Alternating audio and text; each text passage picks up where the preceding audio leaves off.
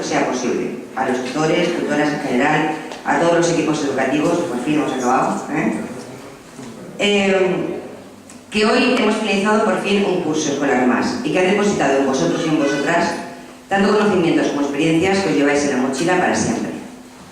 También un agradecimiento especial a los compañeros que presentan el acto. Juliana.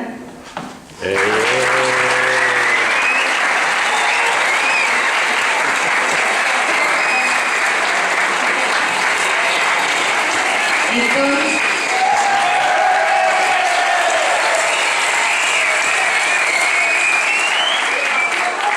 Salva.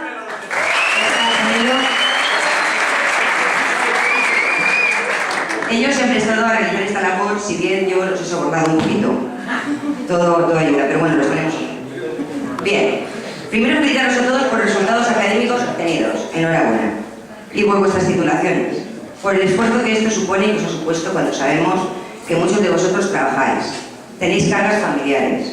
Venís desde muy lejos y debéis de ponerle muchas ganas. Entonces, enhorabuena a todos. También por haber superado los nervios y el agotamiento acumulado en las últimas semanas, cuando parecía que el final no llegaba. Por vuestro buen hacer en las prácticas en empresas, por las que hemos recibido en la gran mayoría de casos felicitaciones y que yo os transmito, y que también transmito a los tutores, porque también es una labor muy importante para ellos. Un aplauso también para ellos.